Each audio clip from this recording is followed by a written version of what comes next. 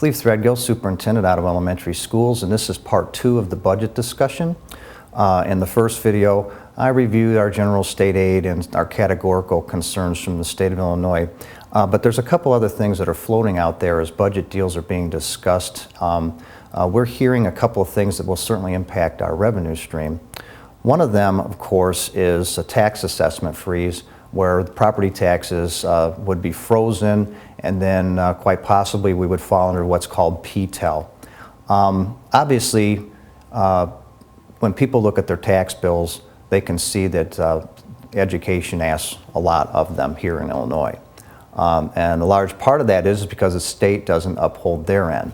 But from an educator's lens, I think it's important to note that once those taxes are frozen at their level, it's going to be very difficult to make up revenue in the end. And so if the state does not pick up a portion or reconfigure their funding formula, it's going to lead to problems for schools.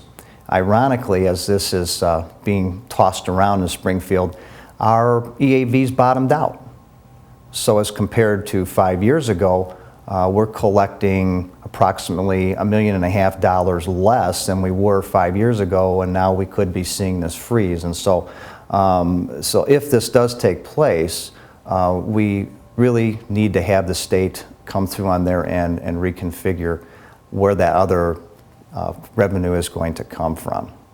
The other thing that's also highly rumored right now is the cost shift of the TRS on districts. Now, for Ottawa Elementary, that's over $700,000 a year.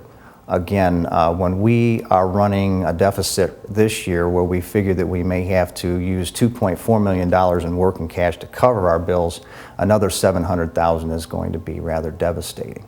So I think part of the problem is that it's the unknowns. It would be nice if Springfield would finally make a decision and let us know what direction they're going with these things so that we can plan accordingly. Unfortunately, without knowing where the revenues are coming from or whether we're going to receive them, it forces us to make tougher decisions on staffing because you can't take a chance on it. And then, you know, miracle of miracles, if you do receive a payment that you didn't think you were going to receive at the end of the year, that might have been the difference between maintaining somebody's job or position or some support for our students. In the end, the people that suffer from this, no matter what stance you take on it, is the children. It's the services that they need to support them, and I think it's extremely important to any community. So until Springfield makes up their mind, I think they've sent us a very clear message that they really don't care what happens in each community.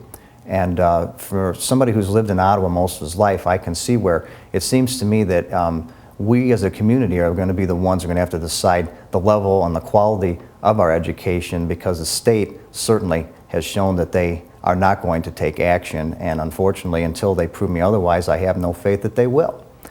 So I know this is a rather strong message, but it's the truth as we know it. There's still talk of studying the formula, for instance, and what else is there left to study? We know that it's failing, and so hopefully sometime this year they will bring some of these questions to an end so that all the districts, not just Ottawa Elementary, but everyone, can plan accordingly. But there is a severe need to look at the funding formula and look at the revenue streams and to correct this problem that they've created themselves in the near future so that we can move forward and give our children the best education possible. And with that, I do thank you again.